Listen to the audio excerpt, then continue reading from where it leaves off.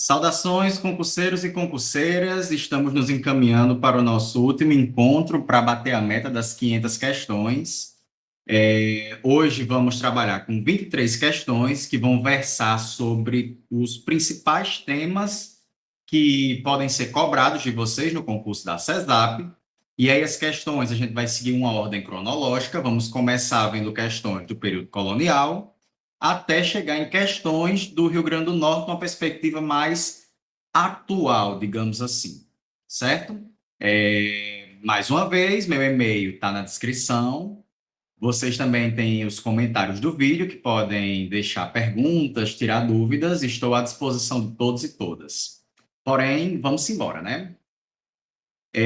Como eu disse na última aula, o nosso último encontro ele ia ter questões um pouco mais complexas, né? Eu disse que ia tentar trazer todos os modelos de questões que eu identificasse, né? Dentre os principais modelos, a IDECAN tem uma estrutura própria, que são questões, né? Eu venho repetindo, porque a gente precisa conhecer o perfil da banca. Mais uma vez, tem textos motivadores, que geralmente são retirados de fontes históricas, no caso das questões de história, ou de escritos acadêmicos, né? Sendo que as questões mais complexas são aquelas que trazem referências acadêmicas.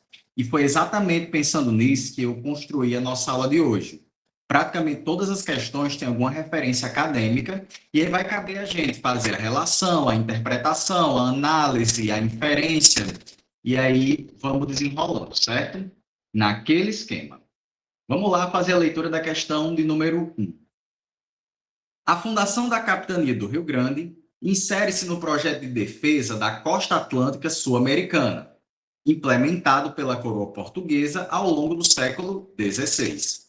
A construção da Fortaleza dos Reis Magos, em 1598, e a criação da cidade do Natal, no ano seguinte, marcaram o início efetivo da ocupação luso-brasileira na região. Ok, vamos para o nosso enunciado. Considerando a estrutura das capitanias hereditárias, assinale a alternativa que destaca como a capitania do Rio Grande articulou-se no projeto colonial português. Então, você tem aqui, né, um modelo de questão que ele é bem conteudista, traz muito conteúdo mesmo, né? E detalhe, a questão ela já vem de cara com esse assunto porque acredito eu ser talvez o assunto mais pertinente para qualquer banca da história do RN. Porque se a gente pensar numa perspectiva histórica, a história do Rio Grande do Norte, né, que viria a se construir enquanto um estado, certo, gente? Estado, que só vai acontecer na República, mas essa construção ela começa a partir do momento da criação do forte. Outro detalhe é que essa colonização portuguesa ela só vem a ser efetiva após a construção do forte. Então, aqui é outro ponto-chave para a gente pensar o tema dessa questão. Vamos lá para as alternativas. A. Destacou-se desde o início como centro econômico açucareiro, rivalizando com outras capitanias na produção e exportação do produto. B. Sua importância esteve, sobretudo, associada à produção da mineração aurífera, descoberta na primeira metade do século XVII nas regiões montanhosas. C.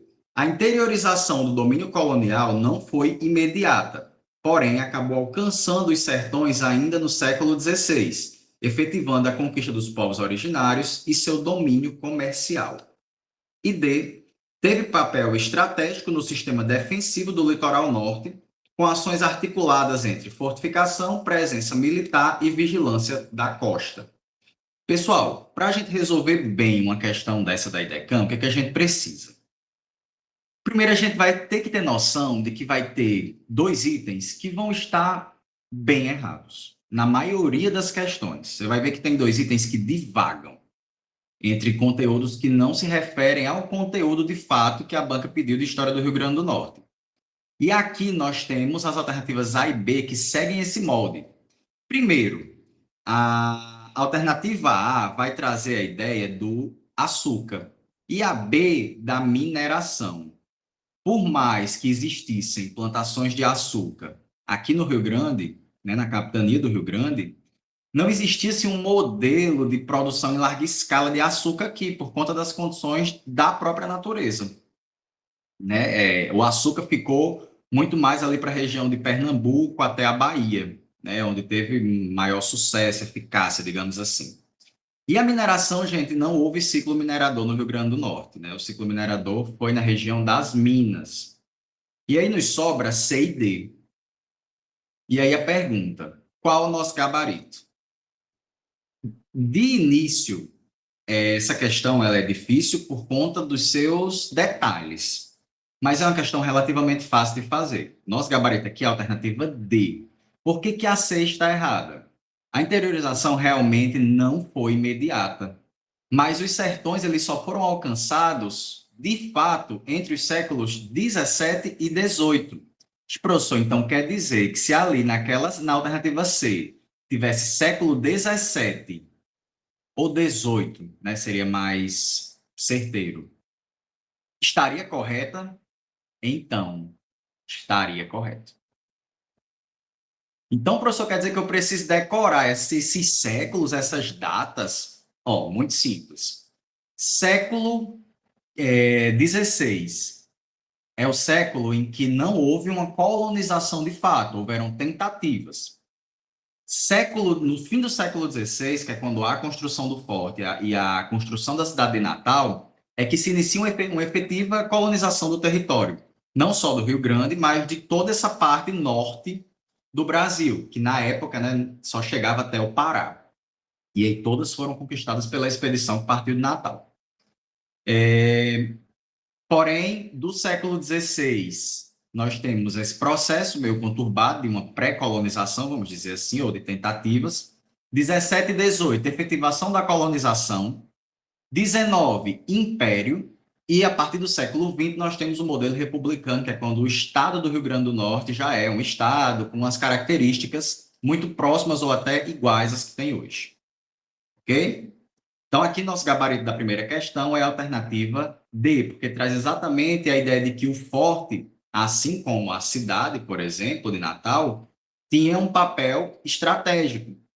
Para quê? Para proteger aquele território, né? Para proteger de invasão de outros povos europeus que estavam, principalmente franceses e holandeses, que estavam passando pelo litoral a todo momento e até fazendo tentativas de invasão à terra, que nem os portugueses eram, vale salientar. Porém, vamos para a questão número 2. Mesmo perfil. Texto motivador. Nas vastas regiões do sertão norte rio-grandense, diferentes povos indígenas estabeleceram redes de interação, resistiram às investidas coloniais e participaram de maneira forçada ou negociada do processo de ocupação colonial. Enunciado. Diante do processo de colonização do sertão potiguar, é correto o que se afirma em... Aí, nessa hora, você pergunta, professor, por que pela segunda vez você passou da referência? Então, olhar a referência é importante. Principalmente, né, o que vem depois do nome do autor. Melo Antônio Viana de... Ok, pode ser que alguns dos autores sejam importantes para a gente, mas na maioria delas vai ser o conteúdo do texto. E aí você tem o nome do livro. O nome do livro, do artigo, do material científico pode nos ajudar. Caso você não tenha entendido o conteúdo do texto ou da questão, o título da referência, que é o caso aqui, ó, Os Índios Potiguares e a Colonização do Rio Grande do Norte.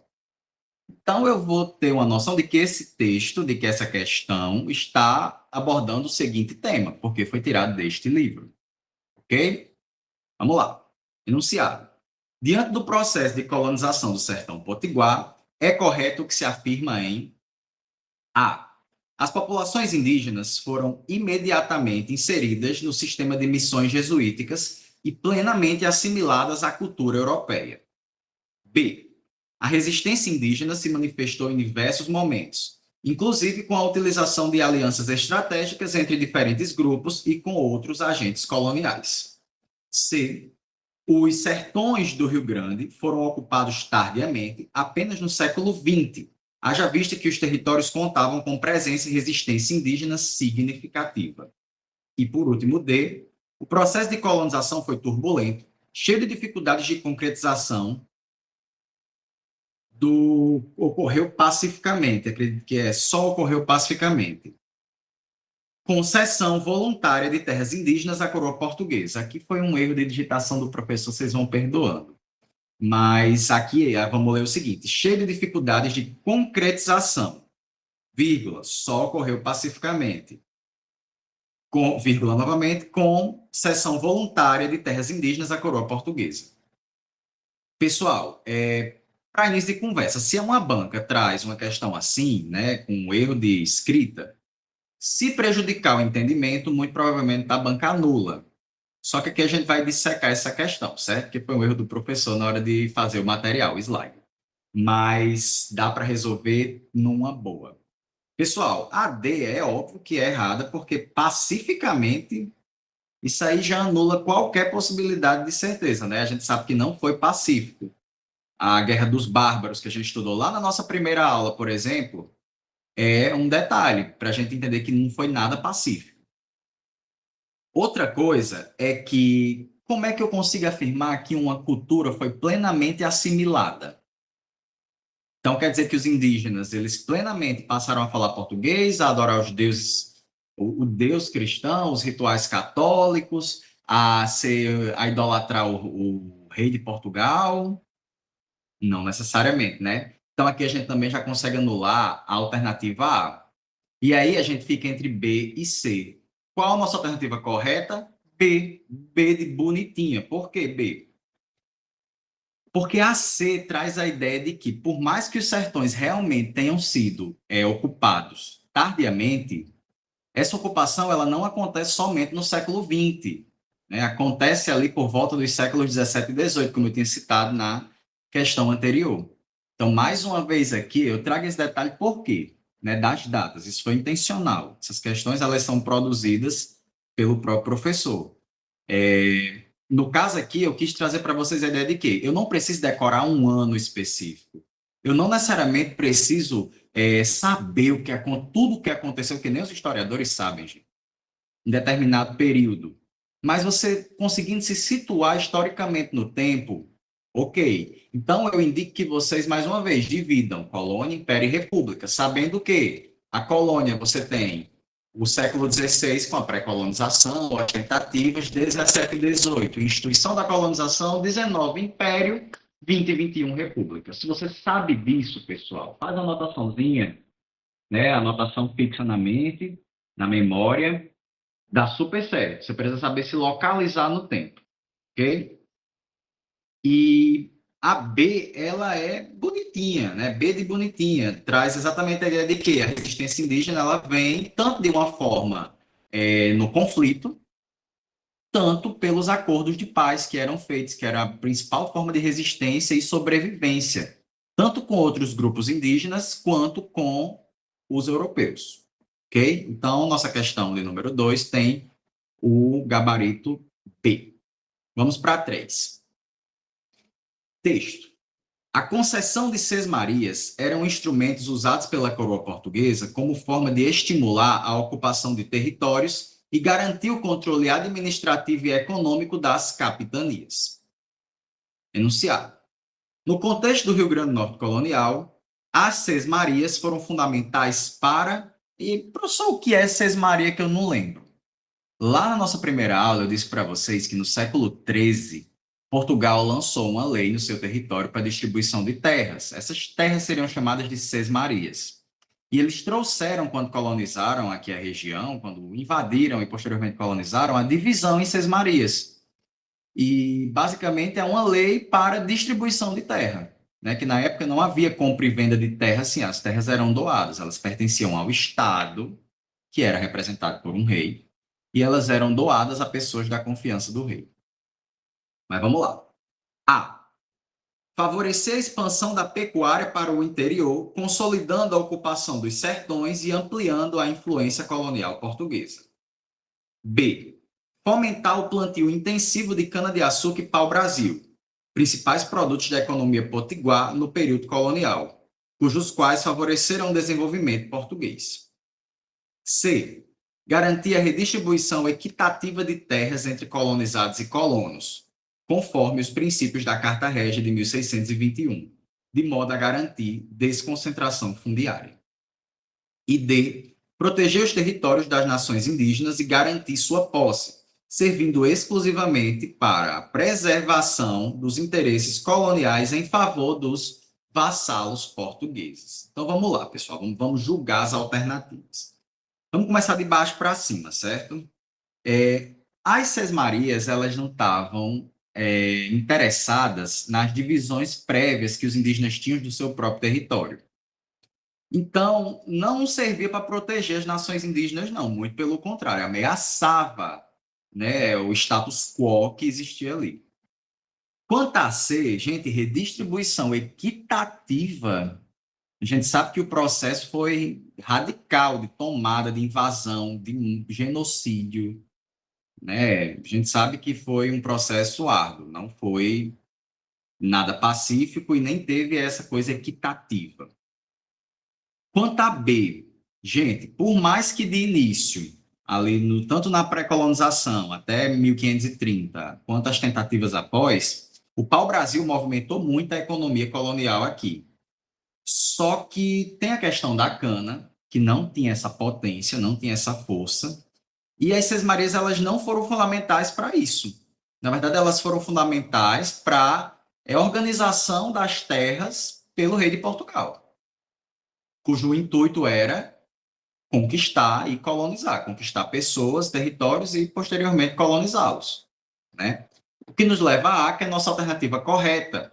A ideia das sesmarias era favorecer a interiorização do território, e a atividade econômica primordial para isso era a pecuária, certo? A ideia de você fazer os currais no interior, levar animais, desenvolver as atividades econômicas em meio ao pastoreio, à pecuária mesmo, à criação de animais, ao corte, ao comércio.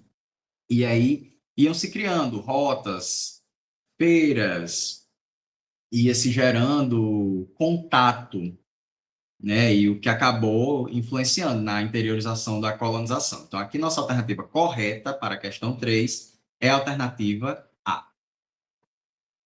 Questão 4. A arrecadação de tributos na capitania do Rio Grande, ainda que modesta em comparação com outras capitanias, era fundamental para manter a estrutura administrativa e militar da colônia. Ok, bem simples. No que se refere à economia e à fiscalidade da capitania do Rio Grande, pode-se interpretar que, então, economia e fiscalidade na colônia, certo? Por isso que eu disse para dividir nos três, porque como são modelos de Estado diferentes, ou no caso da colônia nem era um Estado em si, né? Como eu disse, o Brasil, a noção de Brasil como Estado não existia, fica mais fácil. Alternativa A. Os principais tributos provinham do comércio ultramarino de escravizados entre a África e o litoral norte potiguar. B. A reduzida produção agrícola impedia a eficácia das formas de tributação sobre atividades econômicas. C. O imposto sobre o refino e a comercialização do açúcar foi o principal tributo arrecadado até o final do século XVIII. E D. A arrecadação de tributos era uma das bases da economia colonial, com ênfase no dízimo e na taxa sobre o gado. Vamos lá. Vamos pensar as duas de cara que a gente pode eliminar. Gente, eu olho para essa B e eu vejo uma eliminação certeira, né? Por mais que a produção agrícola não fosse tão forte quanto em outros locais, não impedia de nada a eficácia da tributação, né? Até porque não existia só um tipo de tributo. As pessoas que arrecadavam por meio dos autos de arrematação, elas cobravam tributo sobre qualquer atividade feita. No caso aqui, por exemplo, a pecuária, que era fortíssima. Existiam tributos sobre a pecuária, grandes, inclusive. Então, a B aqui a gente elimina, e a C também, porque, né, a quarta questão seguida que a gente fala sobre açúcar, e o açúcar não era o principal produto econômico para a capitania do Rio Grande. Se a gente estivesse falando de Pernambuco, talvez da Bahia, aí a história era outra, né? Então, nos sobra D e A. Os principais tributos, né, que a D está correta quando fala que era a base da economia colonial. Mas aí, existia uma ênfase na taxa sobre o gado, no dízimo, ou a ênfase dos tributos eram do comércio ultramarino de escravizados? Gente, a base do tributo era sobre as atividades econômicas desenvolvidas aqui, né? O tributo sobre o comércio ultramarino, ele era feito por Portugal, né? Não tinha tanto a ver, claro que tem relação, obviamente, mas não tinha tanto a ver com o sistema fiscal aqui da colônia, né? Era muito mais o sistema fiscal do Império Português. Então, o principal tributo da economia colonial era voltado às atividades econômicas desenvolvidas aqui. No caso, nossa alternativa correta para a questão 4 é D, ok? Vamos seguir para a questão de número 5. As câmaras municipais, órgãos de administração local no período colonial, legislavam sobre os mais variados aspectos da vida urbana e rural, regulando desde o comércio até questões de higiene pública e conflitos territoriais. Considerando o papel das câmaras municipais na capitania do Rio Grande, pode-se inferir que, então, pessoal, não vamos confundir, né, a política que foi desenvolvida ali após o Império para a política que era na colônia. Na colônia, o poder estava centralizado nas mãos do Império Português. Porém, existiam pessoas, principalmente da elite de proprietária de terra e de escravizados, que tinham poder nas câmaras municipais. Só que a gente vai chegar, tem questões sobre economia e política do Império e da República, a gente vai chegar, eu vou deixar para discutir posteriormente. Mas só para a gente lembrar que é do período colonial, ok? Vamos lá fazer a inferência que a questão pede. A. As câmaras atuavam como extensão do poder judicial, garantindo também, posteriormente, a aglutinação de funções legislativas ou executivas. B. A composição das câmaras era possível a todos os habitantes livres, dependendo principalmente de sua origem étnica ou condição econômica. C. Eram instituições subordinadas às vilas coloniais, não aceitando indígenas em sua composição, todavia respeitando a autonomia política dos povos nativos. E D. Funcionavam como núcleos locais de poder, legislando sobre costumes, fiscalizando mercados e representando os interesses da elite colonial junto à coroa. Então, pessoal, aqui essa questão me parece ser muito simples. Muito simples. Por mais que as alternativas estejam carregadas de conhecimento, né? Aqui, o lógico para a gente fazer é ficar entre A e D mais uma vez, certo? Por que A e D? Porque aí você vai, pode fazer aquela, qual é a palavra? Aquela confusão mental de tipo assim, vixe, mas eu estou aqui na política do Império, da República ou é da colônia, né? E a A nos leva para isso, né? A A é uma alternativa que está errada, mas ela nos leva para isso. A nossa alternativa correta é D. E aí vamos explicar por que que as que estão incorretas estão incorretas. Vou começar de baixo para cima, certo? Essa C aqui, gente, um traço importante para a gente prestar atenção é respeitando a autonomia política dos povos nativos, isso aqui de forma nenhuma. Isso aqui a gente pode eliminar de primeira, certo? Outro detalhe quanto a B é que não era qualquer pessoa que podia fazer parte da Câmara, né? Eram os proprietários de terra. E não tinha essa de que um escravizado vai poder fazer parte da Câmara. Não tem lógica, né? E quanto a A descreve exatamente a gestão municipal ali na transição do Império para a República, né? Quando as câmaras elas aglutinavam as funções de executivo, legislativo e judiciário. Só que na colônia era diferente, porque o executivo era muito bem definido, o Império Português, certo? Então, basicamente essas pessoas elas legislavam nas câmaras municipais. E essa legislação ela perpassava pela coroa portuguesa ainda, ok? Então, aqui nosso gabarito da questão de número 5 é alternativa D. 6.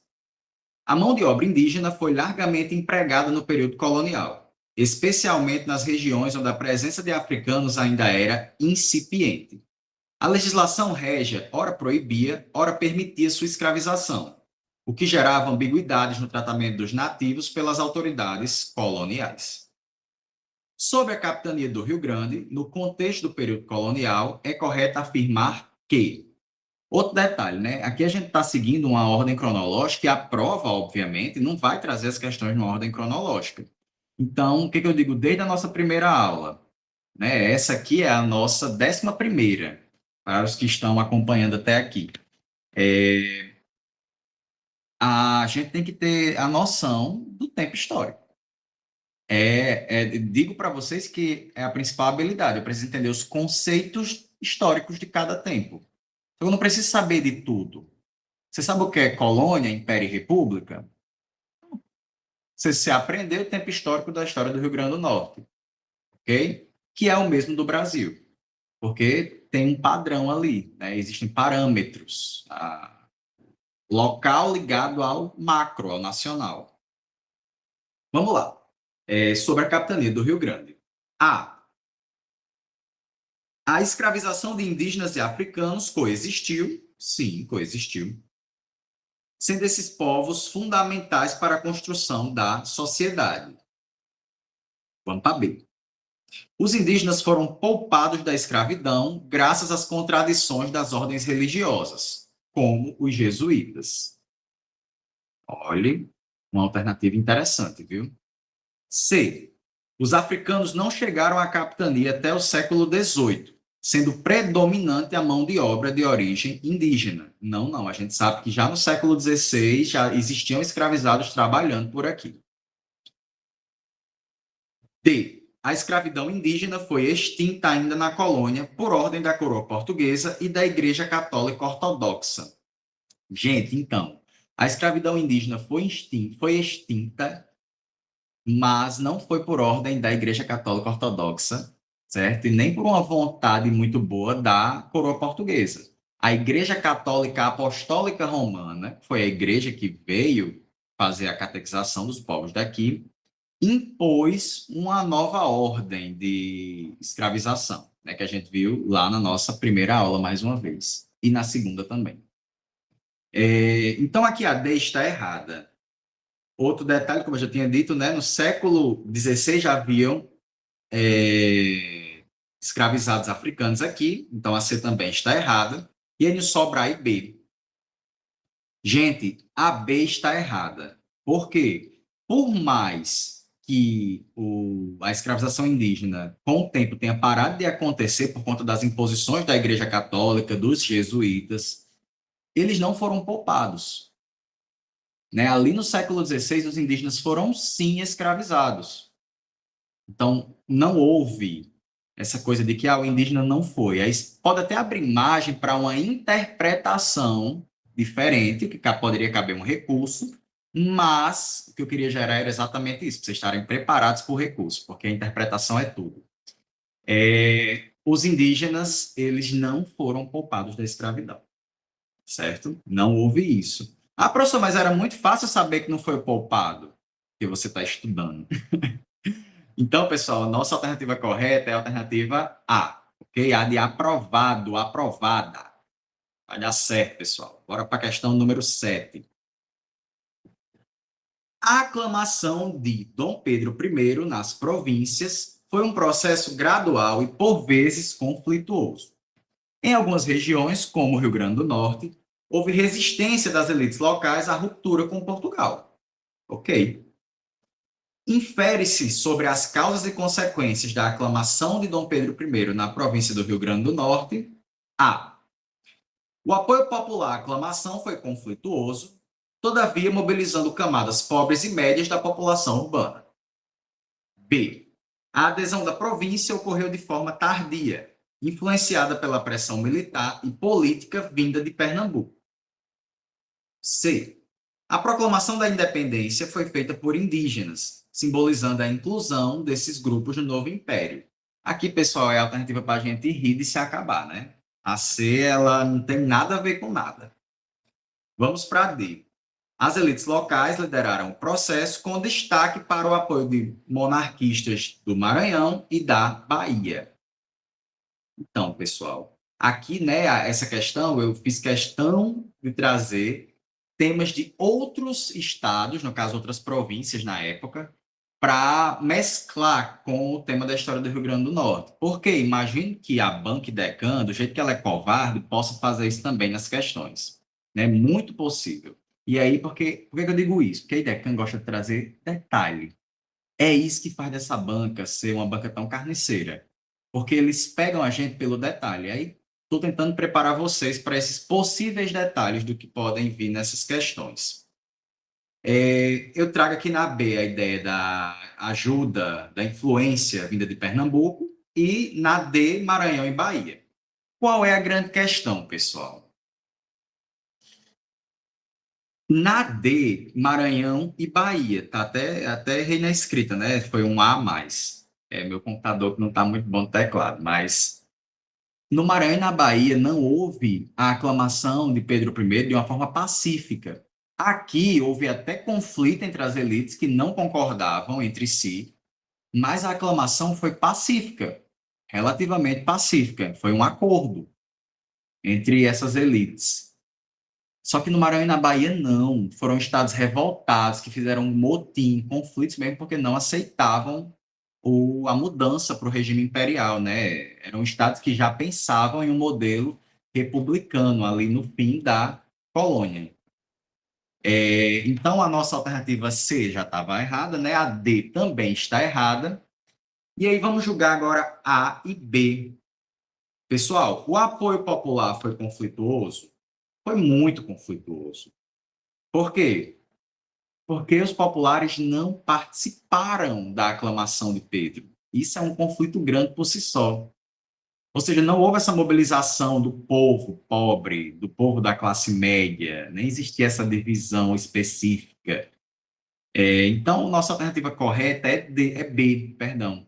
A gente pode ir por eliminação, mas ela também parece estar bem na cara. O máximo que você podia ficar em dúvida aí, de alguma forma, era D, né, que traz para confundir, mas aí você já tem noção de que a aclamação do imperador não foi pacífica em todos os estados. Aí não cabe eu dizer que todos, até porque eu nem tenho de cabeça todos, mas alguns estados, no caso do Maranhão, Bahia, Pernambuco também tem um histórico de revolta muito grande, o Pará, né, foram estados que não aceitaram facilmente o novo molde imperial, ok?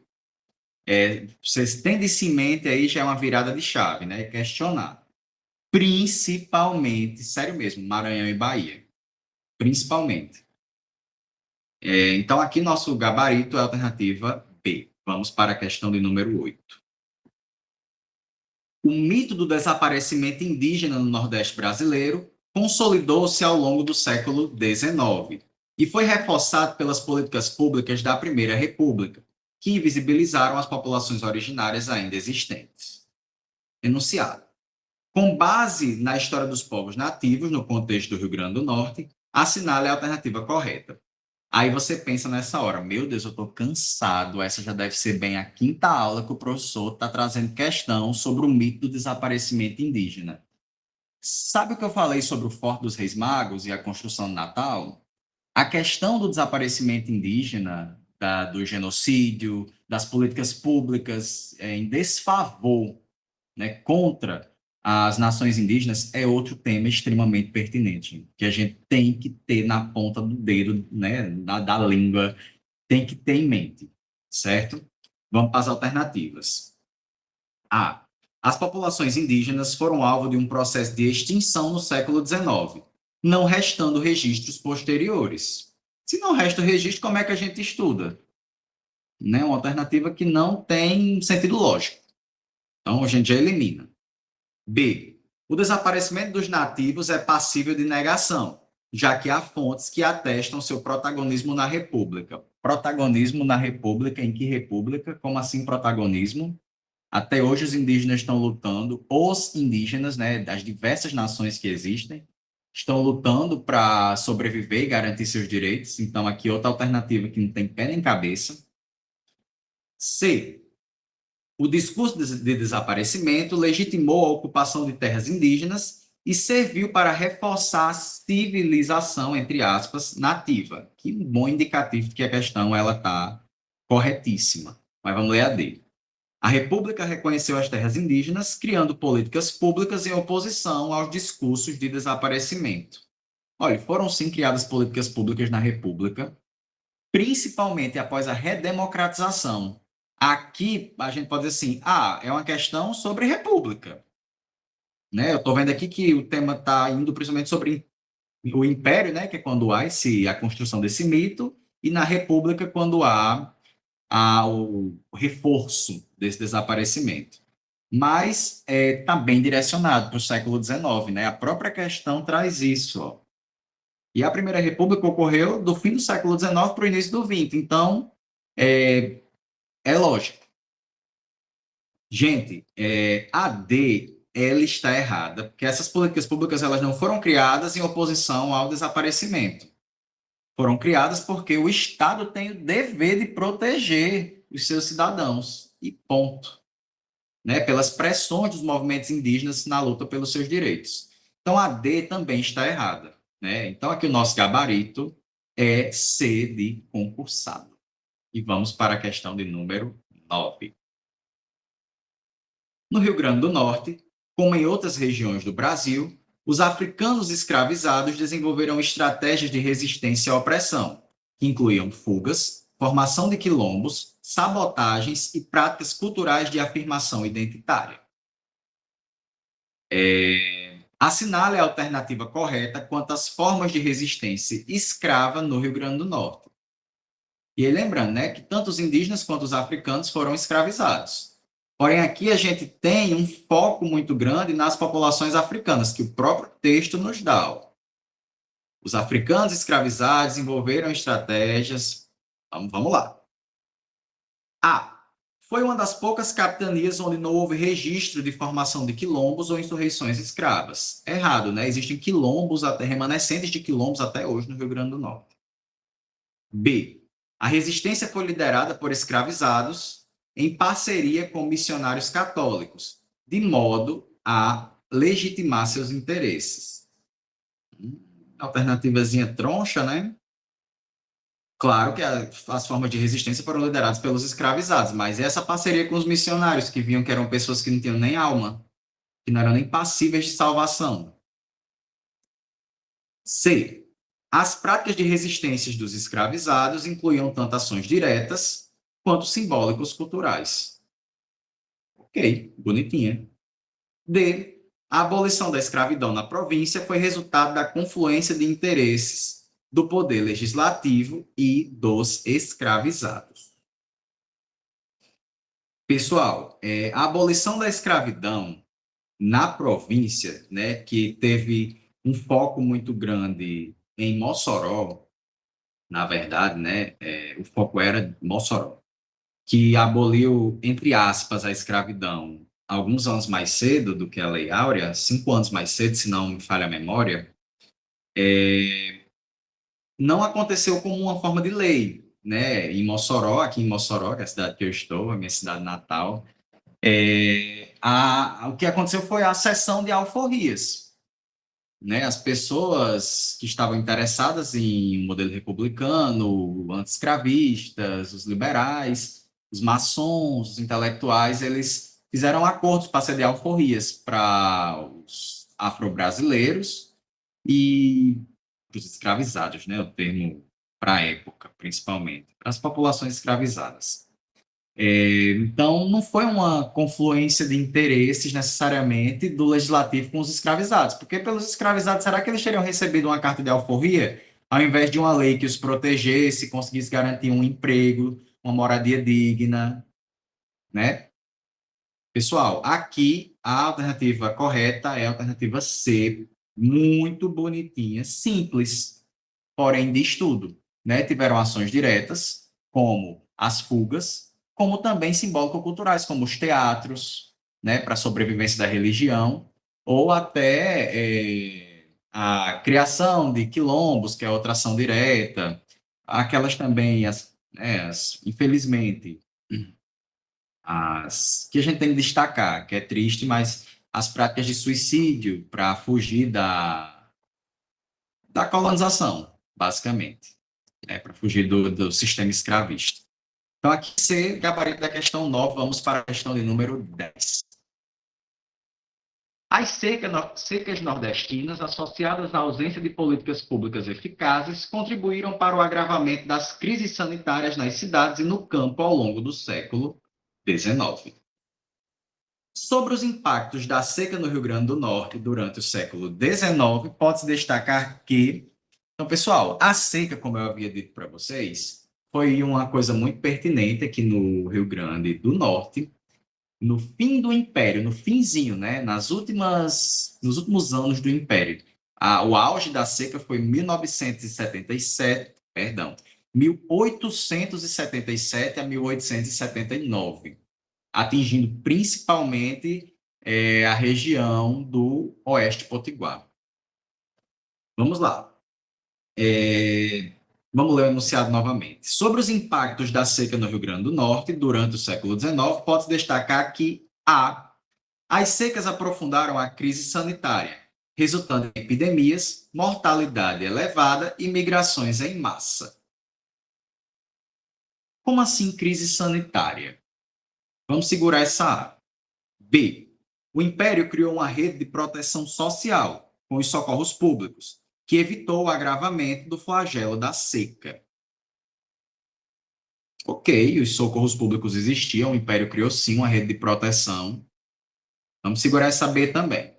Em tese, a C e a D elas já devem ir para devagar demais pelo conteúdo, né? Já devem ir muito além aquelas questões que não tem nada a ver, mas vamos lá.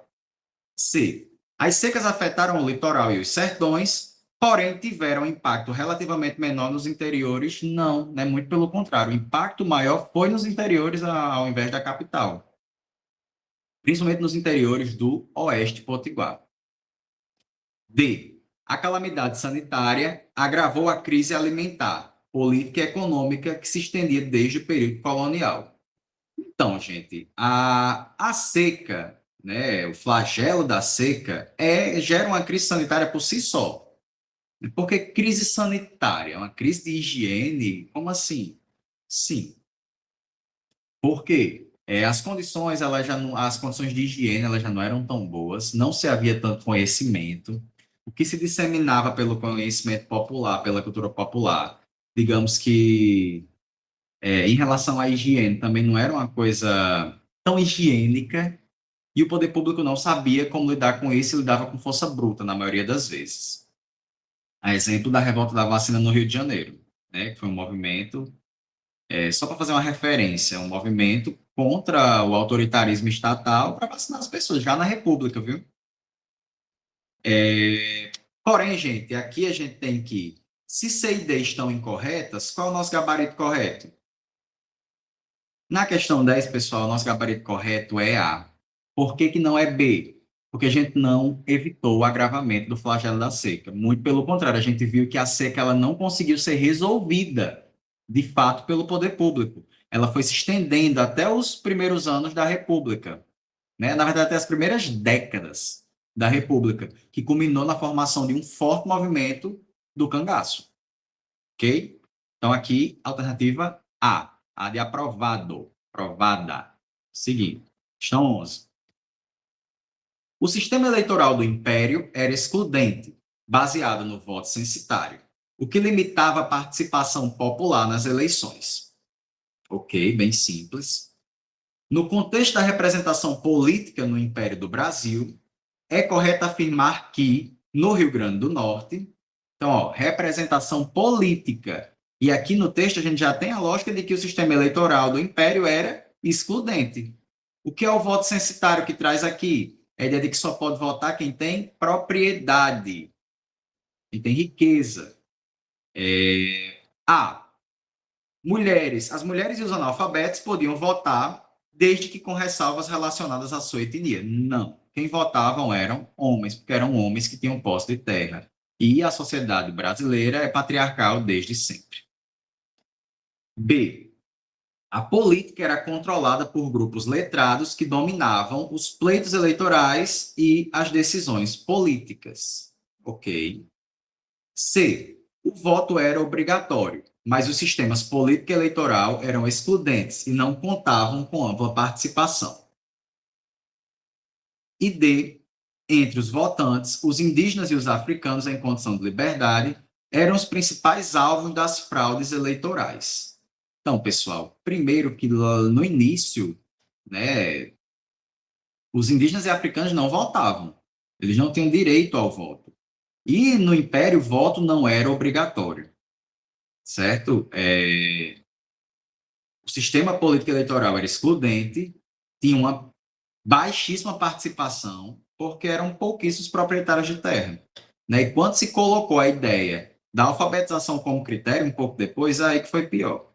Então, aqui, pessoal, o nosso gabarito correto é a alternativa B, a ideia de que os grupos letrados, alfabetizados, que também eram os proprietários, eles dominavam os pleitos eleitorais e as decisões políticas. Alright? Vamos para a questão número 12, estamos chegando aqui na metade do nosso encontro.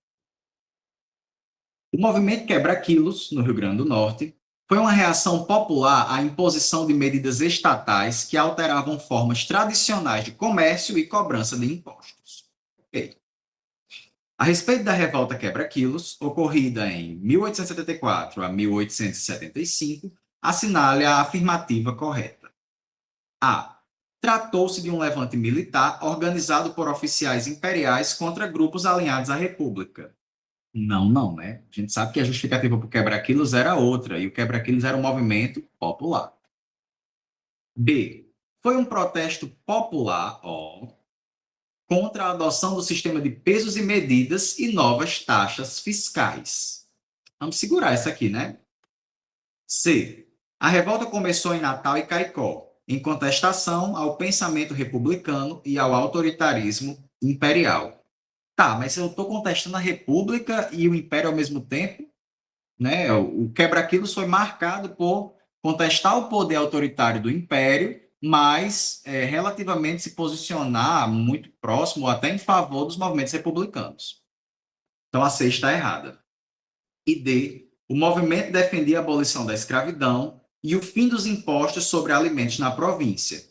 A gente pode até ter tido um quebra-quilo, né, algum grupo que falava sobre o fim da escravidão, porque era uma pauta muito coerente para o período, principalmente para esses grupos marginalizados, mas o foco era o preço dos alimentos em alta, a população insatisfeita com a imposição de um novo sistema de pesos e medidas, que foi o sistema métrico decimal, que ocasionou diversos motins, rebeliões e muita repressão do governo imperial às lideranças. Então, aqui nosso gabarito correto é a alternativa B, uma questão relativamente fácil.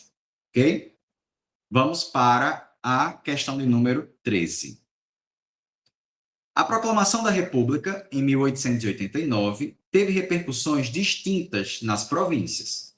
No RN, o processo foi conduzido pelas elites locais, com apoio de setores civis e militares. Ok.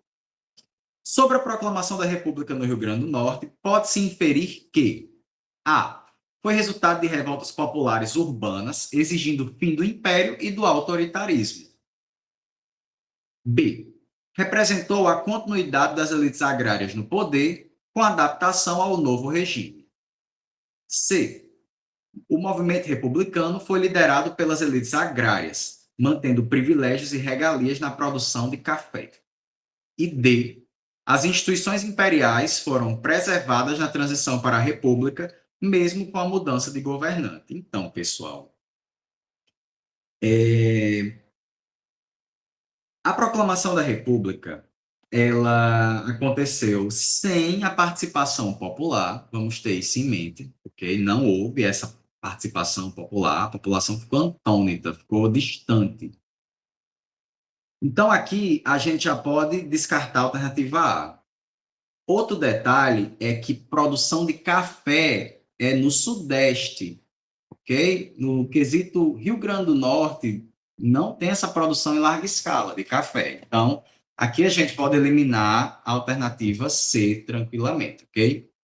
E por último, a gente também pode eliminar a D, por quê? As instituições imperiais não foram mantidas. Se você tiver como base só a ideia de que o Rio Grande do Norte foi de província para estado, já matou a alternativa D daí. O que nos leva para a alternativa B, né? As elites agrárias continuaram no poder, que eram os ex-proprietários de escravos, de terra, os grandes produtores, e só se adaptaram ao novo regime, né? Entrando em novos acordos. Então, mais uma vez aqui, né? Alternativa B. Vamos para a questão número 14. As intendências municipais, só intendência municipal, certo? Ó, lembra que eu disse que ia falar posteriormente da questão política? É nessa aqui. As intendências municipais surgem na Primeira República como formas de descentralização administrativa, assumindo o papel de gerir questões locais e fiscalizar os serviços públicos nas cidades. Gessé Souza, A Cidade no Brasil, Sua Formação e as Desigualdades Sociais. No que se refere à gestão das cidades potiguares na Primeira República, é correto afirmar: a. As intendências acumulavam legislativo e atuavam apenas como órgãos consultivos da Corte Imperial. B. As leis municipais não restringiam-se às normas religiosas, mas eram subordinadas ao bispado da província. C. A fiscalização urbana era realizada principalmente pelo governo estadual e pelas forças imperiais. E D. As intendências acumulavam funções dos três poderes de Estado, regulando serviços públicos. Aqui a gente tem, se olhar para essa D, você vê, corretíssima. A marca das intendências era aglutinar os três poderes numa instituição só, que tinha um presidente, um superintendente, e tinham os intendentes convencionais, que votavam ali as questões burocráticas, jurídicas, administrativas, relativas ao local, à cidade, principalmente. Por que as outras estão erradas? Gente, não acumulavam só a função legislativa, não eram um órgão consultivo, não estavam relacionadas ao bispado, subordinadas, no caso, e não era o governo estadual ou as forças imperiais que faziam a fiscalização urbana, eram as intendências, ok? Então, a questão 14, alternativa D. 15. A economia salineira estruturou-se como um dos principais pilares da economia do Rio Grande do Norte, sendo os trabalhadores da extração do sal fundamentais para o funcionamento desse setor. Sobre os trabalhadores da extração de sal no Rio Grande do Norte, pode-se afirmar a. Atuavam exclusivamente como exportadores do produto. Os trabalhadores do sal eram exportadores do produto? Não tinha um proprietário por trás?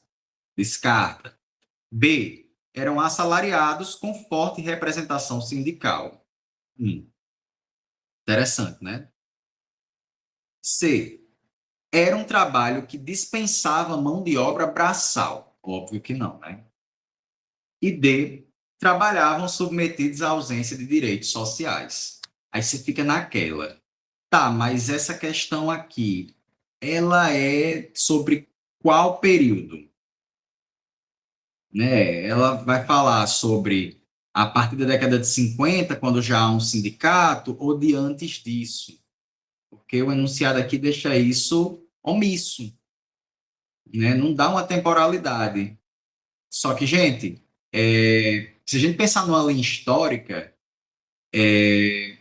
eles eram assalariados e, por uma boa parte do tempo da sua existência, eles não tiveram representação sindical. Então, o que nos leva para marcar a D. Aqui seria mais uma possível questão que eu quis mostrar para vocês, como é que a banca pode trazer uma possível incoerência para recurso. Aqui não tem uma temporalidade especificando um ponto. Aqui o gabarito é D, sim. Porém, essa B ela pode causar uma confusão por falta da temporalidade aí na questão, ok? Então, aqui já é mais uma possibilidade para a gente se atentar, para ver se está tudo certinho. Mas aqui D, havia ausência de direitos sociais, no caso, direitos trabalhistas são direitos da sociedade. Vamos para a questão 16. As escolas de aprendizes artífices, criadas durante a Primeira República, tinham o objetivo de formar mão de obra qualificada para atender às demandas do mundo do trabalho. A respeito dos modelos educacionais dispostos pelo poder público na Primeira República, pode-se concluir que, então, modelos educacionais pelo poder público. Olha o detalhe. A. As escolas de aprendizes artífices tinham caráter elitista, sendo voltados exclusivamente para filhos da elite agrária. B. Atuavam na formação de jovens em ofícios manuais, articulando controle social, educação e inserção produtiva. C. Eram controladas por grandes empresas e pelas igrejas, voltadas para a catequização dos alunos. E D. Desempenhavam função recreativa e reafirmavam o molde produtivo nacional, sem relação com a economia local. Essa D aqui, ela não vai para canto nenhum, né? Ela não chega em nenhum ponto. Não tem nada a ver com nada. Não tinha função recreativa e tinha uma relação total com a economia local, né? Com uma ideia de modernização local. Outra, não tinham um direcionamento para os filhos da elite, né? Os filhos da elite muitas vezes iam estudar fora. Eles podiam pagar pela educação privada do exterior. Geralmente viajavam para a Europa, ou quando estudavam aqui era educação privada mesmo. E aqui é a educação pelo poder público. Qual era o principal intuito do poder público em educar? Na época em que a educação não era obrigatória, não havia um direito de garantia de educação para todos, a ideia era controle social, o que nos leva automaticamente para B. Mas aqui você até podia ficar naquela, e essa C aqui, né? A C, ela em parte estaria correta. Só que aqui é modelo educacional disposto pelo poder público. Até a Primeira República, esse modelo eram as escolas de aprendizes artífices. Ok? Então, aqui nosso gabarito B traz exatamente a lógica de que os jovens, né, população mais pobre, ia lá para aprender uma educação técnica e também moral, certo? 17. Durante o século XX, a escrita foi uma ferramenta de luta e afirmação identitária para diversas mulheres, que se expressaram em jornais, revistas e publicações literárias. Considerando o contexto potiguar, assinale a alternativa que expressa corretamente um aspecto dessa atuação. A. A produção escrita feminina foi sistematicamente interditada por dispositivos legais. Okay. B. A ausência de movimentos femininos organizados inviabilizou iniciativas editoriais com protagonismo feminino. C. A atividade jornalística feminina restringiu-se a colunas sociais, mantendo-se alheia a temas relativos à política. Pessoal, só pedir perdão pelo erro que eu tô... Meu teclado, ele tá com defeito na tecla A, na tecla E, são duas teclas vizinhas. Aí, vez por outra, aparece um errinho de ortografia, mas é que na hora que eu vou digitar, acaba que alguma coisa passa, né? Mas vocês vão perdoando aí, que é o computador que tá pedindo outro já. E D, por último, eu falei isso porque na C tem feminina com 2A, né? Eu já vi alguns outros detalhes, mas vocês vão perdoando aí, certo? No geral, dá para a gente compreender tudo. E o que passar da minha vista, vocês podem usar os comentários e fiquem à vontade que a gente tira todas as dúvidas. D. Utilizaram a imprensa como espaço de expressão crítica em perspectiva de afirmação identitária. Então, pessoal, vamos aqui julgar, né? A produção escrita feminina não necessariamente foi interditada por dispositivos legais. Não tinha nenhuma lei que dizia mulheres não podem publicar no jornal, mas por uma dinâmica da própria sociedade, elas não eram inseridas nesse espaço, que é um espaço de disputa de poder. Então, A está errada. Outra, a ausência de movimentos femininos, não.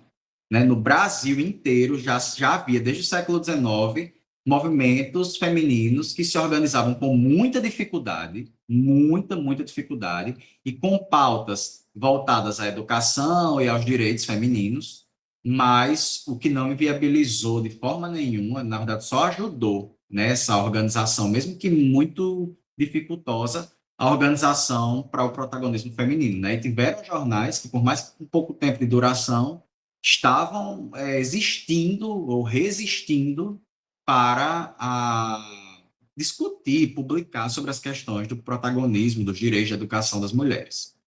E, por último, gente, a atividade das mulheres no jornal não se restringiu a colunas sociais, né? Muito pelo contrário, quando elas tinham acesso a esses espaços, elas discutiam sobre sociedade, política, cultura, sobre tudo que fosse relacionado a uma conquista feminina ou a um tema pertinente, né? Eu trouxe até exemplos para a gente. Acredito que na segunda e na terceira aula nós falamos sobre esses temas.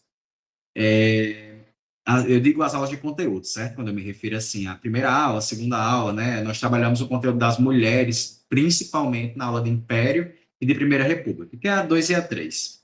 Então, aqui, pessoal, o nosso gabarito correto da questão 17 é a alternativa D.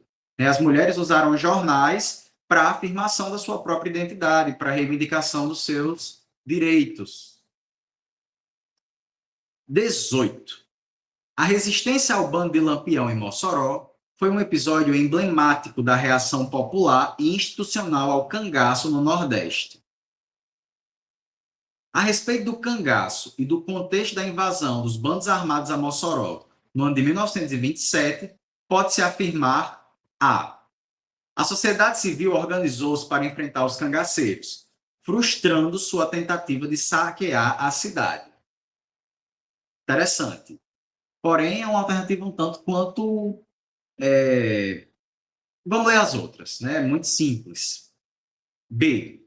O bando foi recebido com celebrações pela população, que apoiava sua luta contra a seca e a fome. Na verdade, gente, por mais que pós a invasão, né, pós o conflito, uma parte da população tenha passado a ver os cangaceiros como heróis, ou tal hora jararaca, né, como até pesquisa sobre isso. Meu orientador na universidade, ele tem uma pesquisa belíssima sobre jararaca, ser até visto por algumas pessoas como um santo. É um santo, as pessoas fazem promessa para ele, vão no seu túmulo, toda aquela coisa, mas isso só vem após o conflito, né? Não antes. Na verdade, eles foram recebidos com medo, muito medo pela população. Porque a mídia nacional e local já faziam o escarcéu nas suas publicações, também o popular, né? A conversa, a fofoca, o medo era criado e aumentado. C. O combate a Lampião foi liderado por tropas do Exército Republicano com a ajuda das forças de segurança locais. Gente, na verdade, foi liderado pela segurança local, né? E aí houve ajuda externa, mas basicamente foram os civis e os grupos de segurança da própria cidade. D. O episódio resultou na destruição material da cidade e na criação de narrativas ambíguas sobre os cangaceiros. Por mais que Mossoró tenha sido afetada materialmente pela invasão, Mossoró não foi destruída. Né? Destruída. Temos que ter um senso para interpretar essa palavra. Por mais que a alternativa A esteja muito simples, ela é a nossa correta. E a D está errada, por mais que seja muito mais, vamos dizer assim, por mais que ela tenha mais substância, ela está errada, porque não houve essa destruição material. Houveram danos materiais, mas não uma destruição da cidade. É forte demais afirmar isso. Vamos para a questão 19, e só para lembrar, nosso gabarito aqui é a alternativa A. As últimas questões, gente, só para dar um detalhe, eu trouxe questões um tanto quanto mais específicas sobre o conteúdo e até podem parecer um pouco mais difíceis. Por quê? Porque elas são um pouco maiores. Texto. No Rio Grande do Norte, O movimento de 30 não se restringiu à reprodução dos acontecimentos nacionais, mas assumiu feições particulares, revelando clivagens internas, alianças instáveis e a atuação de grupos sociais variados. O testemunho de civis, estudantes e militares, mais tarde registrado em jornais e memórias, evidencia a multiplicidade de projetos e expectativas quanto à reorganização do poder local. Entre armas e memórias, a Revolução de 30 no Rio Grande do Norte. Com base na narrativa historiográfica sobre o movimento de 30 no Estado e nas disputas políticas que o caracterizaram, assinale a alternativa correta. A. O Estado permaneceu sob absoluto controle das oligarquias tradicionais, impedindo mobilizações populares. B. A condução do movimento coube aos setores militares, sendo os grupos civis excluídos das articulações políticas. C. Sua repercussão local foi fraca, sem alterações significativas nas estruturas de poder e no imaginário político. E D. A adesão potiguar envolveu a participação de setores dissidentes, refletindo disputas e novos arranjos políticos. Então, gente, como foi o movimento de 30 aqui? O movimento de 30 aconteceu em apoio à Aliança Nacional, que foi proposta por Minas Gerais, né, colocando Vargas para se eleger à presidência. Já existiam as elites políticas do Estado que faziam oposição. Surge, na época, o grupo dos cafeístas. Você já tinha a elite dos seridós, decaídos. E eles entraram em apoio, ambos os grupos, à Aliança Nacional. Né? Tinha outro grupo que não fez a aliança com Vargas, que foram os comunistas. Era um terceiro grupo político forte aqui no Estado, mas que não fizeram alianças com a Aliança Nacional. Chega, gente. A Aliança Nacional, não. Agora me fugiu da memória. A Aliança Liberal. Né? A Aliança Liberal que foi feita por Minas Gerais, ali na quebra do Acordo de São Paulo e Minas Gerais. Enfim, detalhes. Vamos voltar para Rio Grande do Norte. Pessoal, vamos analisar essas alternativas. A A diz que o Estado ficou sob absoluto controle das oligarquias e impediu mobilizações populares. Gente, o Estado ficou, após o movimento, num cenário de instabilidade. Foram 7 governadores e uma junta governativa. Não tinha nenhum controle, para falar a verdade. Estava descontrolado. Depois, assim, o Estado permaneceu com descontrole absoluto, sob descontrole absoluto. Aí sim. B. Diz que foram os militares que conduziram o movimento, mas não necessariamente, né? Foram as oligarquias políticas. E sim, os grupos civis foram bastante excluídos dessas articulações. Mas a B está errada. E a C diz que a repercussão local foi fraca. Sim, foi relativamente fraca mesmo. Quem tinha acesso era uma elite letrada, principalmente. Mas houveram alterações cruciais no sistema político, nas estruturas de poder e, posteriormente, no imaginário da população. Aqui, a nossa alternativa correta é a D, que traz exatamente a ideia de que existiam setores dissidentes, né, oligarquias que tinham posições diferentes, mas que apoiaram ali o movimento de 30 para tentar se beneficiar de alguma forma. Mas depois que o movimento ganhou, eles entraram em total descontrole. Né? Aí acontecem as disputas durante a Primeira República entre as oligarquias locais.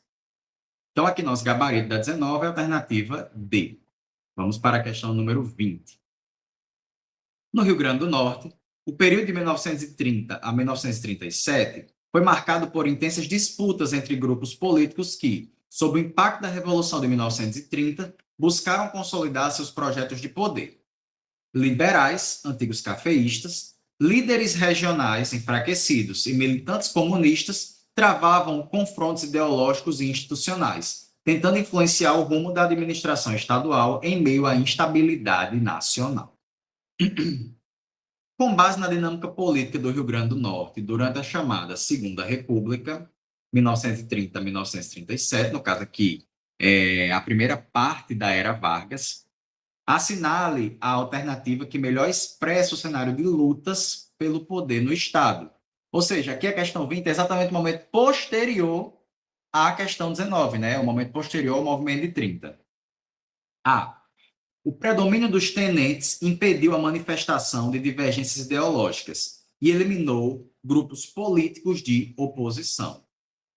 Gente, não eliminou grupos políticos de oposição e os tenentes não impediram as divergências ideológicas, né? O tenentismo não teve essa força aqui para privar grupos de expressar sua posição política. Vargas teve, posteriormente. B. Foi marcado por tensões entre grupos dissidentes, os quais buscavam a hegemonia em um campo político em transição. Muito bom. Na verdade, muito parecido, inclusive, com a resposta da questão anterior, né? Porém, vamos ler as outras. C. A institucionalização do Estado Novo garantiu a estabilidade política, dissolvendo as disputas entre facções regionais, né? A palavra facção aqui ela vai significar grupo político, certo, gente? Ou as oligarquias, no caso. Mas não, o Estado Novo não garantiu a estabilidade política. Só colocou o comunismo como ilegal, passou a caçar os comunistas, mas não garantiu estabilidade, não. Os grupos continuaram se degladiando por poder aqui. E D, o fortalecimento da elite do Seridó, no caso os decaídos, homogeneizou o sistema político, dissolvendo as divergências políticas. Não, a gente sabe que os conflitos eles permaneceram a longo prazo. Então, aqui nosso gabarito correto é a alternativa B, bem bonitinha, mais uma vez. Vamos seguir para a questão de número 21. Durante a Segunda Guerra Mundial, a localização estratégica... só um detalhe, certo? O movimento de 30 é outro ponto-chave que a gente pode ter na história do Rio Grande do Norte, né? Porque ali está tendo a constituição de um modelo que, por mais que já seja um tanto quanto diferente, tem uma referência muito forte hoje, um reflexo muito forte hoje, certo? Que é esse modelo republicano do Estado do Rio Grande do Norte, as oligarquias políticas, que várias delas permanecem no poder até hoje, né? Não foram todas as cidades que conseguiram quebrar com o poder dessas famílias, enfim. Vamos para o texto motivador da 21. Durante a Segunda Guerra Mundial, a localização estratégica da Costa Potiguar transformou a cidade de Natal em um centro logístico militar de primeira ordem para os aliados. Esse protagonismo alterou profundamente a paisagem urbana, os ritmos sociais e as relações de poder locais. Considerando os impactos da presença norte-americana no Rio Grande do Norte durante a Segunda Guerra Mundial, é correto afirmar, impacto da presença norte-americana, questão bem direcionada, impacto da presença norte-americana durante a Segunda Guerra. A instalação da base militar em Natal provocou um redesenho urbano acelerado, além de influenciar práticas culturais e sociais na capital potiguar, com repercussões nas relações étnico-raciais e de gênero. Você pergunta, professor, mas não era Parnamirim Fields? Não foi construído em Parnamirim? Então, vamos pensar como a região metropolitana de Natal, certo? Vai dar quase que no mesmo. Eu sei que Parnamirim é outra cidade, mas está dentro da grande região metropolitana de Natal. Então, quer queira ou não, a gente pode se referir como Natal.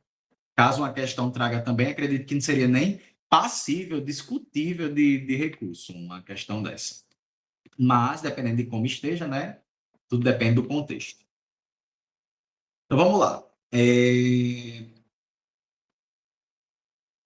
Vou ler novamente, que eu já perdi, né? Explicando, perdi o fio da meada. Vamos lá. A instalação da base militar em Natal provocou um redesenho urbano acelerado, além de influenciar práticas culturais e sociais na capital potiguar, com repercussões nas relações étnico-raciais de gênero. Ok. B.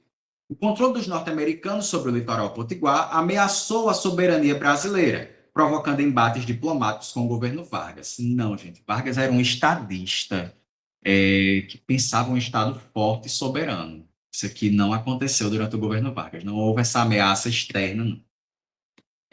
C. A atuação militar no Estado foi restrita a ações de vigilância aérea, sem implicações duradouras no cotidiano urbano ou nas formas de sociabilidade da população local. Tudo errado, né?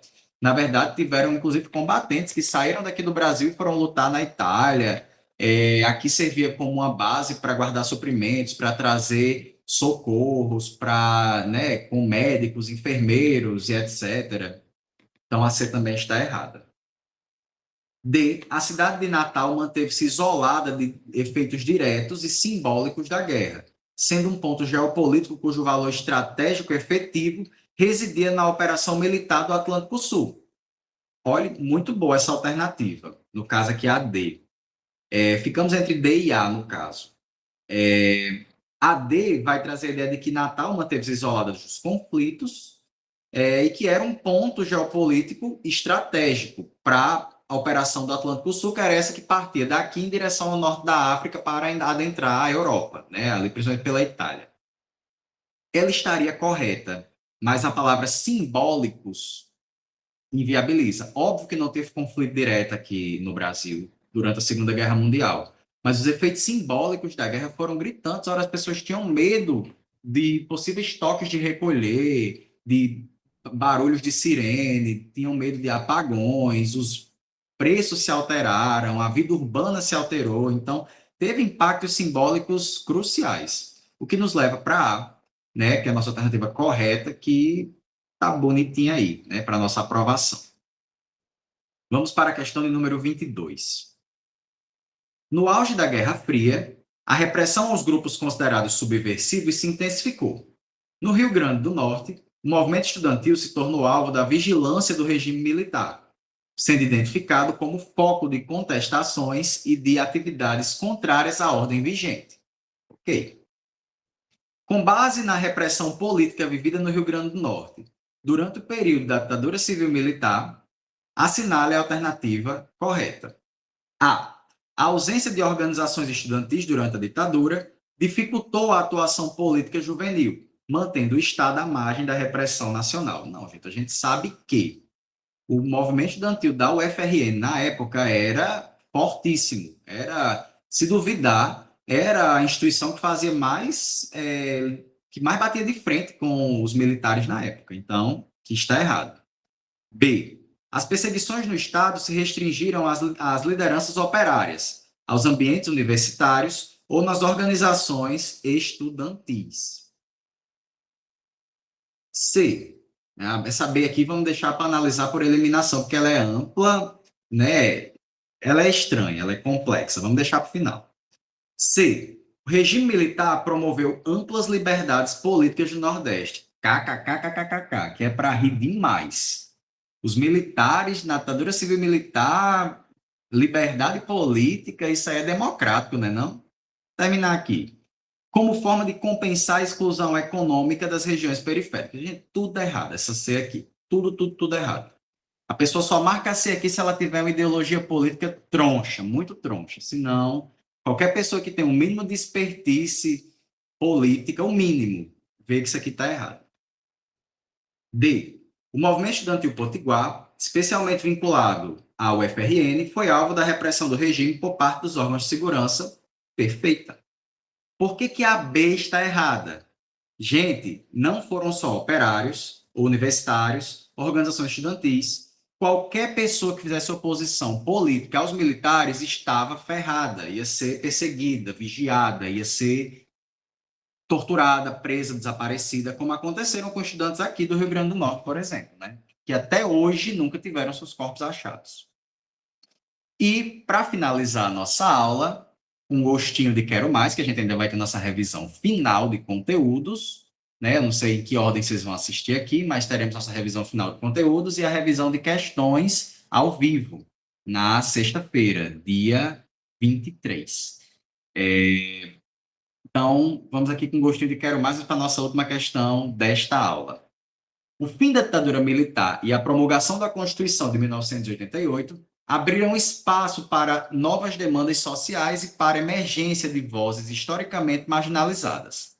Nesse contexto, movimentos indígenas, feministas e negros do Rio Grande do Norte passaram a reivindicar direitos, reconhecimento e políticas públicas específicas.